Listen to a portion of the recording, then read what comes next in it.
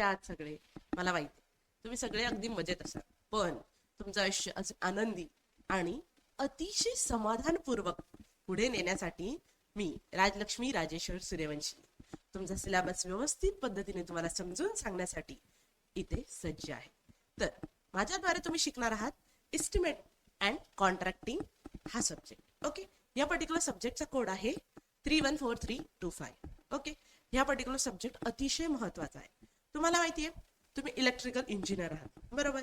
असं काही कंपल्सरी नाही की प्रत्येक व्यक्ती गव्हर्नमेंट जॉबला लागेल किंवा प्रत्येक व्यक्ती काहीतरी वेगळं करेल किंवा प्रत्येक व्यक्ती बिझनेस चालू करेल शिकेल. पण यात अजून एक छोटासा ऑप्शन आहे, ते म्हणजे तुम्ही इलेक्ट्रिकल कॉन्ट्रॅक्टर होऊ शकता. आणि तुम्हाला माहिती आहे आजच्या काळात कॉन्ट्रॅक्टर खूप कमवत आहेत. So it's also one of the best option, I will say you. तर ह्या पर्टिक्युलर सब्जेक्टच्या मदतीने तुम्हाला ते व्हिज्युअल्स क्लिअर होईल. म्हणजे हा सब्जेक्ट तुम्हाला फक्त मार्कच मिळवून देणार नाही, तर जीवनात सक्सेसफुल होण्याचा मार्ग सुद्धा मिळवून देईल. तर म्हणून या सब्जेक्टकडे मार्क ओरिएंटेड दृष्टीने न बघतात लाईफ ओरिएंटेड, करिअर ओरिएंटेड दृष्टीने बघावं, अशी मी तुम्हाला पहिले विनंती करते. आलं लक्षात? हा. तर विनीत ट्युटोरियल मध्ये तर तुमच्या सगळ्यांचं मनापासून अगदी स्वागत आहे. ओके, आणि विनीत ट्युटोरियल्सच्या माध्यमातून अगदी व्यवस्थित पद्धतीने नॉलेज गेन करत, मार्क गेन करत, सक्सेस गेन करत, करिअर बिल्डअप करत आपण पुढे जाणार आहोत. ओके, आणि ह्या सब्जेक्टमध्ये तुम्हाला सिलेबसचं कोणत्याही पद्धतीचं टेन्शन घ्यायचं काम नाही, कारण आता आपण व्यवस्थित पद्धतीने शिकणार आहोत आणि समजून घेणार आहोत आणि हळूहळू पुढे जाणार आहोत. तर काय बरं आपण शिकणार आहोत? तर पहिला मुद्दा. ओके, विनीत ट्युटोरियल्सच्या माध्यमातून तुम्हाला काय मिळणार आहे? तर विनीत ट्युटोरियल्सच्या माध्यमातून तुम्हाला मिळणार आहे recorded lectures of complete syllabus. मी तुमचा सिलेबस कम्प्लीट करून देण्यासाठी पूर्णपणे कमिटेड आहे.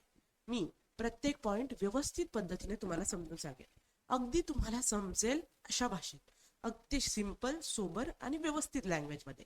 आणि नोट्स सुद्धा तुम्हाला मी त्या पद्धतीने व्यवस्थित प्रोव्हाइड करेल. ओके, पण यासाठी मला तुमची सुद्धा साथ लागेल. वन साइडेड ही पर्टिक्युलर गोष्ट सक्सेसफुल होत नाही, पण जर इंटरॅक्टिव्ह सेशन झाले तर नक्कीच तुम्ही ती पर्टिक्युलर गोष्ट व्यवस्थित समजून घेऊ शकाल. तर मला तुमची साथ कशी बरं लाभेल? तुमची साथ मला लाभेल कमिटमेंट आणि डिसिप्लिनच्या रूपात. तुम्हाला माहिती आहे, change does not take time, it take commitment. तुम्ही जर हा सिलेबस कंप्लीट करण्यासाठी माझ्या एवढे कमिटेड असाल तर नक्कीच तुम्ही चांगले मार्क मिळवून पुढे जाण्यासाठी तत्पर आहात. पण ऑनलाईन एज्युकेशन म्हटलं की लागतो डिसिप्लिन. जसं आपण बघितलंच, खूप विद्यार्थी काय करतात, पर्टिक्युलर कोर्स घेतात, कम्प्लीट करत नाही, असंच करतात, उद्या करू, परवा करू, वन नाईट फुल फाईट या पर्टिक्युलर भरोशावर बसतात. आणि मग काय होऊन जातं, कोर्सची डेडलाईन येऊन जाते आणि तुमचा अभ्यास पण होत नाही. मग ह्या सगळ्या गोष्टींचा उपयोगच काय बरं? तर म्हणून मी तुम्हाला सांगते, ऑनलाईन शिकायचं असेल तर सगळ्यात महत्त्वाचं आहे डिसिप्लिन आणि कन्सिस्टन्सी. ह्या दोन गोष्टी तुम्ही अगदी मनापासून फॉलो करा. मनापासून पहिल्या दिवशीपासून या गोष्टीसाठी कमिटेड राहा. तुम्हाला सक्सेसफुल होण्यापासून आणि चांगले मार्क मिळवण्यापासून कोणीही अडवू शकणार नाही.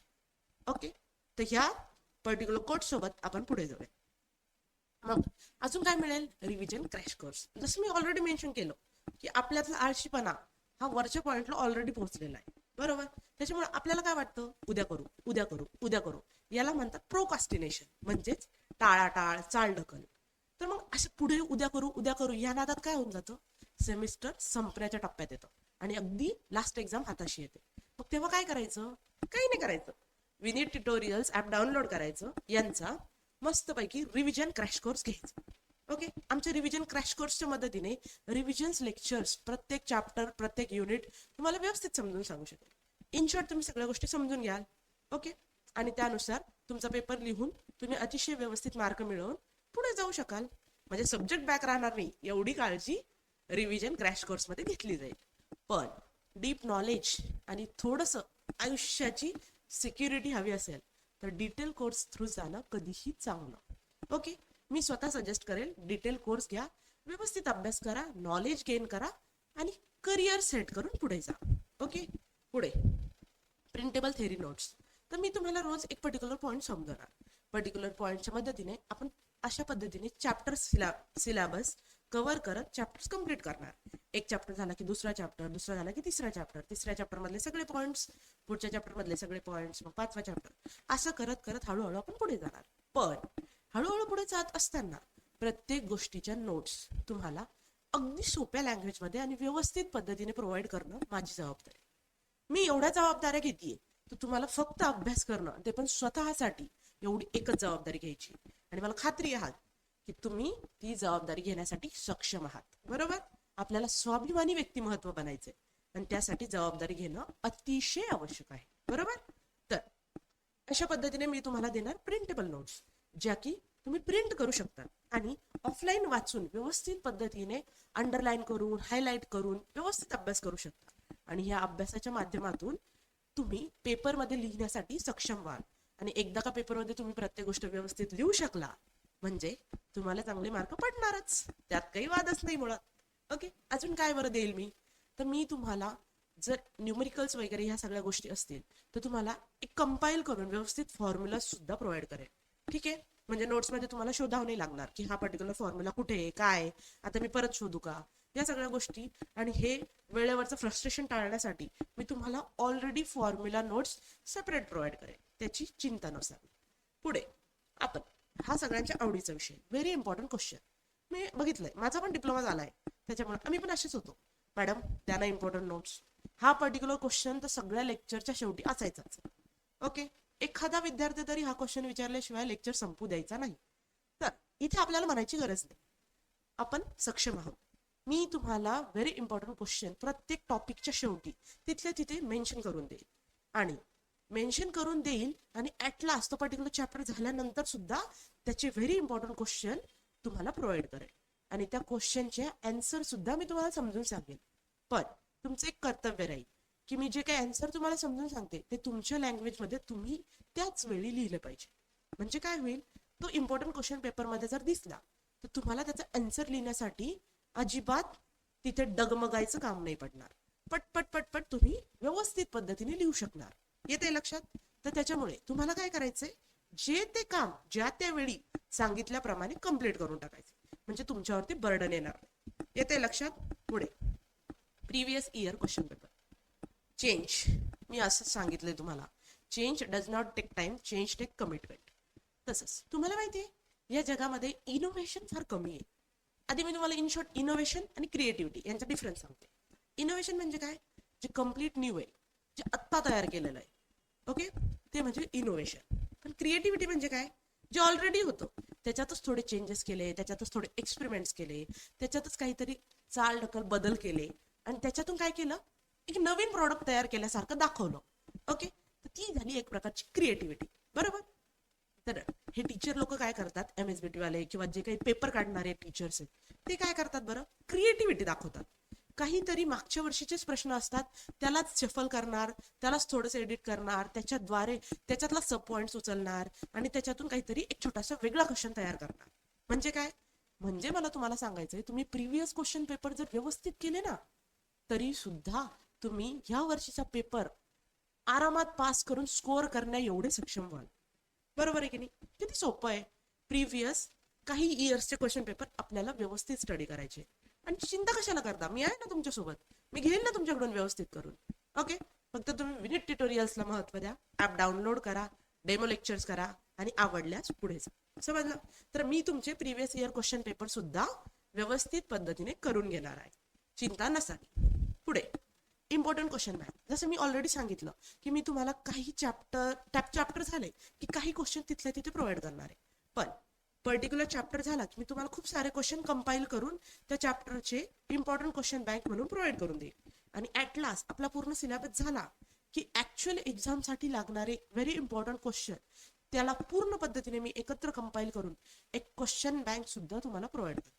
पण तुमचं काम काय असेल, तर प्रत्येक क्वेश्चनचं व्यवस्थित पद्धतीने आन्सर लिहायचं, त्याची प्रॅक्टिस करायची आणि मगच ऍक्च्युअल पेपरला जायचं. बरोबर आहे. तुम्ही स्कोअर करणं अतिशय आवश्यक आहे, कारण विनिट ट्युटोरियल सोबत तुम्ही जाताय म्हणजे तुम्ही आहात एक पाऊल पुढे. सगळ्या लोकांना तुमचा एक इम्पॉर्टन्स जाणवला पाहिजे, द टॉपर म्हणून तुमची ओळख निर्माण झाली पाहिजे. आणि तुम्ही डिप्लोमाला जर थोडी जास्त मेहनत घेतली ना तर इंजिनिअरिंग असं चुटकी सरशी निघून जाईल.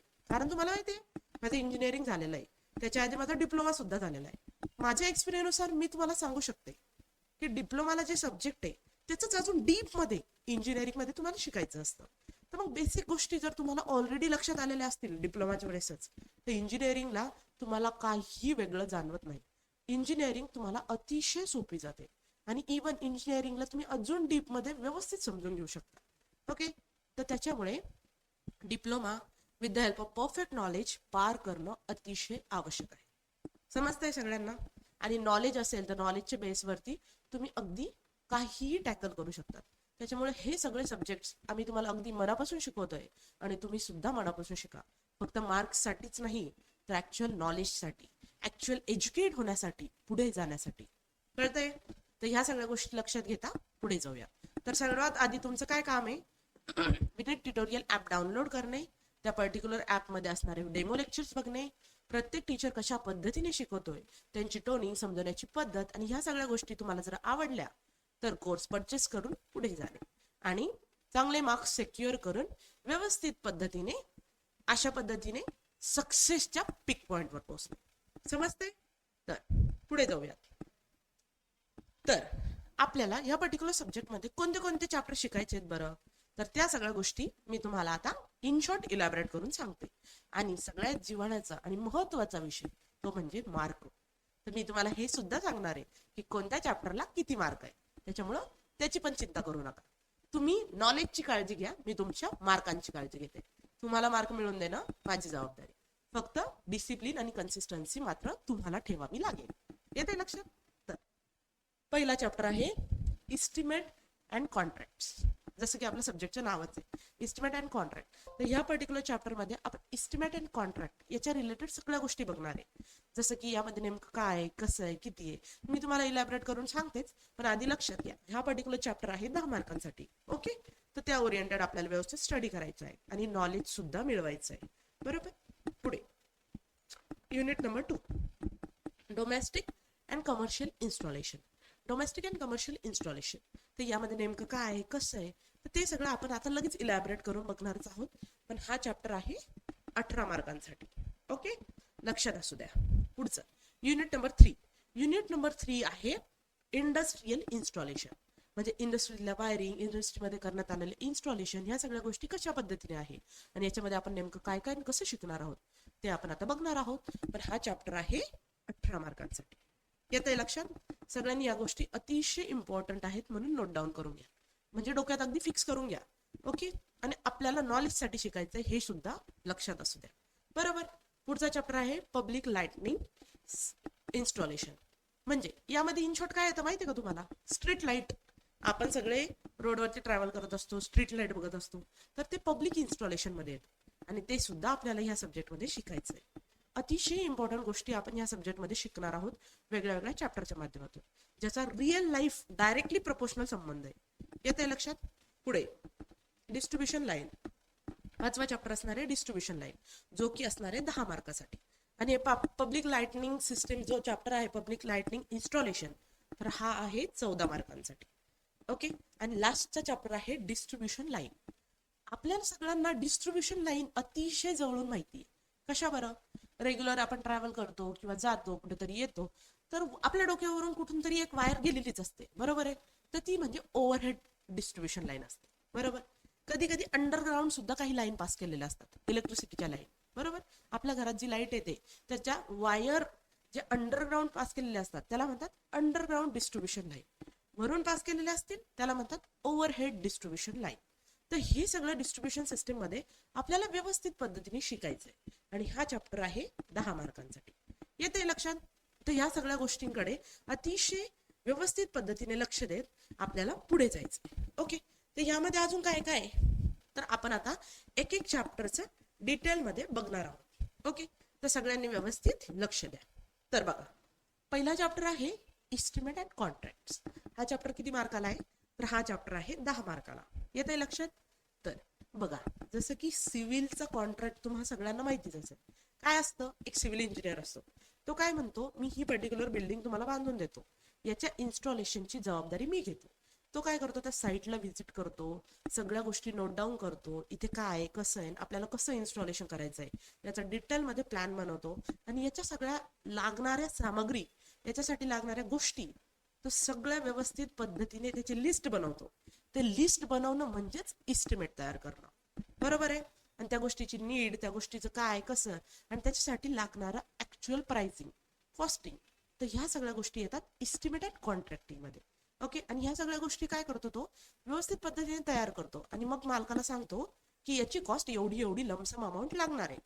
कदाचित जास्तही लागू शकते, कदाचित कमीही लागू शकते. बरोबर. तर या सगळ्या गोष्टी सिव्हिल इंजिनियरच्या झाल्या. आता आपलं काय काम आहे बरं, ॲज बिंग इलेक्ट्रिकल इंजिनियर, त्या पर्टिक्युलर तयार झालेल्या घरामध्ये जी काही लाईट आहे ते प्रोव्हाइड करायचं काम कोणाचं आहे? ऑब्विसली इलेक्ट्रिकल इंजिनियरचं. बरोबर. तर मग आपण काय करणार, त्या पर्टिक्युलर घराचा कॉन्ट्रॅक्ट घेणार, त्या पर्टिक्युलर घराच्या तिथे आपण सगळ्या अगदी व्यवस्थित पद्धतीने गोष्टी प्रोव्हाइड करणार. बरोबर. तर मग त्याचे जे इलेक्ट्रिकल कॉन्ट्रॅक्ट दिले जातात ते आपल्याला दिले जातात. मग आपल्याला पण तिथे काय काय लागणार आहे हे आधीच बघून घ्यावं लागेल ना. मग त्याच्यासाठी आपल्याला पण साईटला व्हिजिट द्यावी लागेल. तिथे कशा कशाची काय काय रिक्वायरमेंट आहे, हा पर्टिक्युलर हॉल आहे, या पर्टिक्युलर हॉलमध्ये किती लाईट रिक्वायर्ड आहे, 4 बल्ब रिक्वायर्ड आहे, 2-4 फॅन आवश्यक आहे, अशा पद्धतीचं एक पॉवर सॉकेट आवश्यक आहे, अशा पद्धतीची 3 पिन अवेलेबल असली पाहिजे. या सगळ्या गोष्टी आपल्याला ऑब्झर्व करावं लागेल. पहिले साईट व्हिजिट करावी लागेल, मग सगळ्या गोष्टींची लिस्ट बनवावी लागेल आणि मग त्याची मार्केटनुसार प्राइस बघून आपल्याला टोटल अमाऊंट काढावी लागेल आणि मग ती त्या पर्टिक्युलर ओनरला सांगून त्याच्याकडून तेवढे पैसे कलेक्ट करून आपण आपलं काम सुरू करू शकतो. तर इस्टिमेट अँड कॉन्ट्रॅक्टिंग या पर्टिक्युलर सब्जेक्टमध्ये आपण ह्या सगळ्या गोष्टी बघणार आहोत. समजते. आणि पहिल्या चॅप्टरमध्ये तुम्हाला एक डिटेल क्लिअर्ड व्हिज्युअलाइज्ड आयडिया येऊन जाईल आणि तुम्हाला प्रॉपर व्हिज्युअलायझेशन व्हावं इलेक्ट्रिकल इस्टिमेट अँड कॉन्ट्रॅक्टिंगचं, म्हणून मी ह्या चॅप्टरला इमेजेसच्या मदतीने तुमच्या समोर मांडलंय. येते लक्षात. तर ह्या सगळ्या गोष्टी अगदी डिटेलमध्ये आपण बघणारच आहोत. पुढे बघा, सेकंड चॅप्टर शिकत असताना आपण पुढे जाणार आहोत आणि सेकंड चॅप्टर मध्ये आपण बघणार आहोत डोमेस्टिक अँड कमर्शियल इन्स्टॉलेशन. तर डोमेस्टिक अँड कमर्शियल इन्स्टॉलेशन म्हणजे काय, तर तुम्हाला व्हिज्युअलाइज होण्यासाठी हे इमेजेस प्रोव्हाइड केलेले आहे. याच्या मदतीने तुम्हाला लगेच कळून जाईल. बघा, पहिली image, commercial structure and domestic structure, residential structure. Okay. Commercial म्हणजे काय, आपले ऑफिस, हॉस्पिटल, स्कूल्स, मोठ्या मोठ्या बिल्डिंग्स, ह्या सगळ्या गोष्टी येतात कमर्शियल मध्ये. बरोबर. त्याच्यानंतर रेसिडेन्शियल किंवा त्याला आपण डोमेस्टिक पण म्हणू शकतो. त्याच्यामध्ये काय येतं बरं, आपले नॉर्मल घरं. ओके. ह्या सगळ्या गोष्टी येतात रेसिडेन्शियल मध्ये. बरोबर.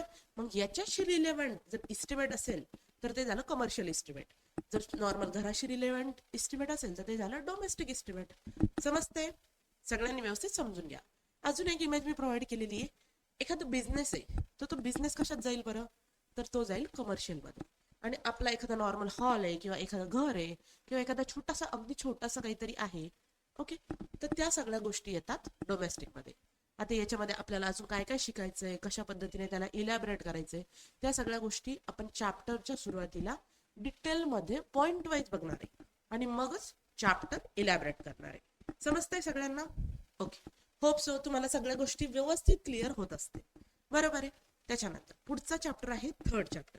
तर थर्ड चॅप्टर मध्ये आपण काय बघणार आहोत बरं, तर थर्ड चॅप्टर मध्ये आपण बघणार आहोत दॅट इज इंडस्ट्रियल इन्स्टॉलेशन. तुम्हाला माहिती आहे, एखादी पर्टिक्युलर मोठी इंडस्ट्री आहे म्हणजे काय असणार, तिथे खूप साऱ्या मशिनरी असणार, ऑटोमेशन सिस्टीम असणार. ती particular automation system electrical system वरती चालणार आणि म्हणून त्या सगळ्या गोष्टीला लागणार इलेक्ट्रिकल सप्लाय. आणि मग इलेक्ट्रिकल सप्लाय, इलेक्ट्रिकल कनेक्शन आणि ह्यासाठी लागणार एक पर्टिक्युलर इन्स्टॉलेशन. तर ते डिटेल इन्स्टॉलेशन प्रोव्हाइड करायसाठी आपल्याला आधी शिकावं तर लागेल की हे कसं करायचं, काय करायचं, तरच तर त्या सगळ्या गोष्टी स्मूथली वर्क करू शकतील. म्हणून हा रिअल लाईफ एक्झाम्पलचा द बेस्ट चॅप्टर आहे, that is industrial installation. Okay. याचं वॅटेज सुद्धा चांगलं आहे, 18 मार्कांसाठी हा चॅप्टर आहे. बघा, ही पर्टिक्युलर इंडस्ट्री आहे, हे दोन लोक त्या इंडस्ट्रीबद्दल डिस्कस करताय. येते लक्षात. आणि अशा पद्धतीने अतिशय मोठ्या प्रमाणात त्या इंडस्ट्रीची वायरिंग दिसते आपल्याला. बरोबर आहे. इथे इंडस्ट्रीची वायरिंग मी पूर्ण पद्धतीने दाखवलेली आहे. बरोबर आहे. तर अशा पद्धतीने आपल्या इथे सुद्धा असा डिस्ट्रीब्युशन बॉक्स असतो आणि तिथे सुद्धा अशा पद्धतीची वायरिंग आपल्याला ऑब्झर्व करण्यास मिळते. पण इंडस्ट्रीमध्ये जी वायरिंग असते ती खूप मोठ्या प्रमाणात असते. का? कारण तिथे मशिनरीची संख्या जास्त आहे, तिथे नंबर ऑफ पॉवर सप्लायज आपल्याला द्यावे लागणार आहे. समजते. म्हणून या सगळ्या गोष्टी अशा पद्धतीने आपल्याला दिसत आहे. तुम्ही टेन्शन घेऊ नका. अतिशय सोप्या आणि सरळ लँग्वेजमध्ये मी तुम्हाला एकदम व्यवस्थित सगळं समजवेन. फक्त तुम्ही व्यवस्थित आणि रेग्युलर अभ्यास करणं अत्यंत आवश्यक आहे. ओके, मी जसं जसं सांगतेय तशा तशा पद्धतीने आपण पुढे जाणार आहोत. पुढचा चॅप्टर आहे पब्लिक लाइटनिंग इन्स्टॉलेशन. जसे मी तुम्हाला ऑलरेडी सांगितलं, यामध्ये आपण शिकणार आहोत स्ट्रीट लाईट. स्ट्रीट लाईटचं पूर्ण डिटेल इन्स्टॉलेशन, स्ट्रीट लाईट कशा पद्धतीने आहे, काय त्याचं स्ट्रक्चर कसं आहे, त्याच्यात इलेक्ट्रिकल इन्स्टॉलेशन, वायर्स, या सगळ्या गोष्टी कशा गेलेल्या आहेत, ओके, सप्लाय कसा प्रोव्हाइड केलेला आहे, लाईट कसा लागतो, या सगळ्या गोष्टी आपण ह्या चॅप्टरमध्ये व्यवस्थित समजून घेणार आहोत. ओके, समजतंय सगळ्यांना? आणि त्यानंतर ह्या पद्धतीने स्ट्रीट लाईटची डिझायनिंग, अशा पद्धतीने स्ट्रीट लाईट असले पाहिजे, त्याची डिझायनिंग, ह्या त्या सगळ्या प्रॉपर गोष्टी आपण ह्या चॅप्टरमध्ये व्यवस्थित समजून घेणार आहोत. ओके, तुम्ही सगळ्यांनी मला साथ द्यायचं आणि मी तुम्हाला व्यवस्थित शिकवायचं. असं असं करून आपण हळूहळू पुढे जायचं. येतंय लक्षात? तर अशा पद्धतीने हा 14 मार्कांसाठी प्रोव्हाइड केलेला चॅप्टर सुद्धा आपण व्यवस्थित पद्धतीने पार पाडू. समजलं? पुढचा चॅप्टर. तर पुढचा चॅप्टर आहे 5वा, म्हणजे 5th युनिट. यामध्ये आपल्याला नेमकं काय शिकायचंय बरं? तर यामध्ये आपल्याला शिकायचंय डिस्ट्रीब्युशन लाईन. बघा, मी तुम्हाला ऑलरेडी सांगितलं होतं, जसं की डिस्ट्रीब्युशन लाईन मध्ये overhead distribution line, underground distribution line. Okay, काही एरिया असतात, जसं की व्हेरी इम्पॉर्टंट एरिया, VIP लोक असतात, बरोबर? तर खूप VIP लोकांच्या एरियामध्ये जर अशी वरून वायर गेलेली असेल तर चांगलं वाटेल का? अजिबात नाही. एकदम एकदम असं गर्दी झाल्यासारखं वाटेल ना. वायर्स कुठून पण चालले, कसे पण चालले, खूप खूप गर्दी झालेली आहे आणि तो एरिया कसा एकदम VIP लोकांचा आहे, मग ते चांगलं वाटणार नाही. म्हणून तशा एरियामध्ये काय केलं जातं, वरून काहीही डिस्टर्बन्सेस नको, वरून काहीही वेगळं वाटायला नको, म्हणून स्टँडर्ड आणि एस्थेटिक लुक देण्यासाठी अंडरग्राउंड वायरिंग केलेली असते. अंडरग्राउंड जमीन खोदायची, मस्त वायर टाकायच्या, वरतून जमीन परत प्लेन करून टाकायची, त्याच्यावरती गट्टू बिट्टू टाकून द्यायचे, दॅट्स इट. म्हणजे अपीअरन्स कसा वंडरफुल, नो टेन्शन. अशा पद्धतीने म्हणजे व्हेरी इम्पॉर्टंट एरियामध्ये एस्थेटिक लुक देण्यासाठी बेस्ट लाइटिंग आहे. येतंय लक्षात? हा. आणि आपल्यासारखे सर्वसामान्य लोक ज्यांना असं काही नसतं, चालतं आम्हाला, वी आर कूल, अशा पद्धतीच्या लोकांसाठी काय, ओव्हरहेड लाईन्स, ज्या की आपल्या एरियात आता आहेच. आपल्या एरियात काय, अशा पद्धतीने एक पोल असतो, एक डीपी असते, त्याच्यावरतून वायर गेलेले असतात आणि कधी कधी तर गॅलरीच्या इतक्या जवळून जातात की आपल्यालाच भीती वाटते. ओके, तर अशाच पद्धतीने सिस्टीम आहे आणि we should go through the system. तर आपल्याला ओव्हरहेड ट्रान्समिशन लाईन रेग्युलर लाईफमध्ये ऑब्झर्व करायला मिळते. पण इथे मी आवर्जून एक पॉइंट नोट करू इच्छिते. अंडरग्राउंड जी सिस्टीम असते ना, त्यातला एक मोठा डिसएडव्हान्टेज आहे, एखाद्या वेळेस जर अंडरग्राउंड सिस्टीम मध्ये काही फॉल्ट झाला तर शोधता शोधता नाकी नऊ येतात, सापडतच नाही. काय सापडणार आहे, कसं कळणार आहे? ते काही पाणी नाहीये की तिथे काहीतरी लिकेज झालं की पाणी बाहेर आलं, कळलं हा हा इथे पाईपलाईन फुटली, चला खोदा आणि लगेच पटकन रिपेअर करा, झालं काम. असं तर काही होणार नाही. करंट तर बाहेर येत नाही, आला पण तर दिसत नाही. एक नाही, खूप प्रॉब्लेम्स. तर अशा पद्धतीने हा खूप मोठा डिसएडव्हान्टेज आहे.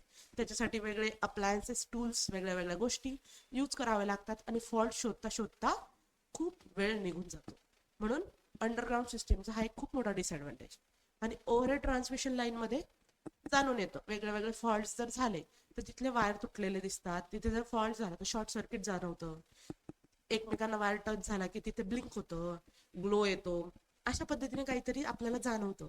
आणि आपल्या ऑब्झर्वेशनच्या मदतीने आणि नेकेड आईच्या मदतीने आपण लगेच फॉल्ट शोधू शकतो, बरोबर? म्हणजे या सिस्टीम मध्ये काय होतं, थोडा आपला वेळ वाचतो. येते लक्षात? तर ह्या सगळ्या गोष्टी अशा पद्धतीने आहेत.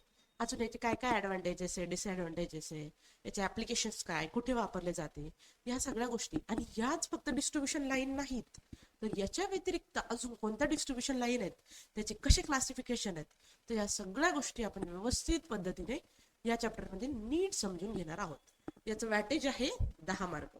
मार्क जरी कमी असले तरी चॅप्टर खूप इम्पॉर्टंट आहे, कारण हा रिअल लाईफ ऑब्झर्वेशनचा चॅप्टर आहे. आणि as being electrical engineer you should know it. समजतंय? तर त्याच्यामुळे नॉलेजसाठी आपण हा चॅप्टर खूप व्यवस्थित पद्धतीने समजून घेणार आहोत. ठीक आहे, पुढे जाऊयात. तर मी तुम्हाला सांगू इच्छिते, विनिट ट्युटोरियल्स मध्ये तुम्हाला ह्या सगळ्या सब्जेक्टसाठी सुद्धा कोर्सेस अवेलेबल करून दिलेले आहेत. तर फक्त माझ्याच सब्जेक्टची नाही, तर कोणत्याच सब्जेक्टची चिंता करायचं कामच नाही, कारण विनिट ट्युटोरियल आहे ना. तर विनित ट्युटोरियल सोबत तुम्हाला काय काय मिळणार, तर हे आहे इलेक्ट्रिकल इंजिनिअरिंग साठीचे चॅप्टर. तर इलेक्ट्रिकल इंजिनिअरिंगसाठी तुम्हाला प्रोव्हाइड करण्यात येणार आहे फंडामेंटल ऑफ इलेक्ट्रिकल इंजिनिअरिंग या पर्टिक्युलर सब्जेक्टसाठी एक पर्टिक्युलर कोर्स. आणि त्या कोर्सच्या माध्यमातून माझ्यासारखाच एखादा टीचर तुमच्यासोबत छान इंटरॅक्शन साधेल, तुम्हाला व्यवस्थित सिलेबस समजून सांगेल, नोट्स प्रोव्हाइड करेल, प्रिव्हियस इयर क्वेश्चन प्रोव्हाइड करेल आणि सगळ्या फॅसिलिटीज अगदी व्यवस्थित तुम्हाला मिळतील. तुमचे मार्क तर सेक्युअर होतील, करिअर सेक्युअर होण्यासाठी सुद्धा मदत होईल. येते लक्षात? पुढे 4th सेमिस्टरला तुम्ही जाल, बरोबर. 4th सेमिस्टरला डीसी मशीन अँड ट्रान्सफॉर्मर हा पर्टिक्युलर चॅप्टर आहे आणि हा समजून घेणं खूप गरजेचं आहे, कारण हा बेसिक आहे आणि हा बेस जर पक्का झाला तर तुम्हाला बिल्डिंग मजबूत बांधता येईल, तुमच्या करिअरची बिल्डिंग. तर ती मजबूत बांधण्यासाठी विनीत ट्युटोरियल्सला डाउनलोड करणं अत्यंत आवश्यक आहे. बाकी तुमची इच्छा. पुढे युटिलायझेशन ऑफ इलेक्ट्रिकल एनर्जी हा चॅप्टर सुद्धा इम्पॉर्टंट आहे. याच्यामध्ये तुम्ही इल्युमिनेशन, लाईट, एलईडीज आणि वेगळे वेगळे लाईटचे फॉर्मॅट, कोणत्या लाईटचा किती प्रकाश, कोणता लाईट किती वॅटचा आहे आणि अजून भरपूर गोष्टी या चॅप्टरमध्ये शिकणार आहात. तर हा चॅप्टर सुद्धा विनीत ट्युटोरियल या कोर्सवरती अवेलेबल आहे. पुढे digital electronics and micro controller. तर डिजिटल इलेक्ट्रॉनिक्समध्ये इलेक्ट्रॉनिक्स या पर्टिक्युलर सब्जेक्ट बद्दल तुम्हाला अतिशय व्यवस्थित पद्धतीने डिटेलमध्ये इन्फॉर्मेशन आणि सगळा डेटा कलेक्शन आरामात होऊन जाईल. तुमचा पेपर तर निघेलच, तुमचं नॉलेज सुद्धा वाढेल, बरोबर. त्याच्यानंतर 6th सेमिस्टर. पुढे तुम्ही 6th सेमिस्टरला जाल तर मेंटेनन्स ऑफ इलेक्ट्रिकल इक्विपमेंट्स हा एक पर्टिक्युलर सब्जेक्ट आहे. तर हा पर्टिक्युलर सब्जेक्ट सुद्धा अतिशय उत्तम टीचर तुम्हाला शिकवणार आहे आणि व्यवस्थित पद्धतीने सिलेबस आणि सगळ्या गोष्टी तुम्हाला पूर्ण करून आरामात मिळतील. टेन्शन घ्यायचं काम नाही. त्याच्यानंतर पुढचं आहे industrial drive and control. Okay, इंडस्ट्रीमध्ये वेगवेगळ्या प्रकारचे ड्राईव्ह असतात, त्या ड्राईव्हला कंट्रोल केला जातो, त्याचं कंट्रोलिंग, ह्या सगळ्या गोष्टी या पर्टिक्युलर सब्जेक्टमध्ये तुम्हाला शिकायला मिळतील. आणि हे सगळं कुठे अवेलेबल आहे? विनीत ट्युटोरियल. ओके, तर सगळ्यांनी ध्यानात ठेवायचं आणि ह्या सगळ्या गोष्टींच्या माध्यमातून पुढे जायचं. येतंय लक्षात? तर अशा पद्धतीने ह्या सगळ्या गोष्टी आहेत.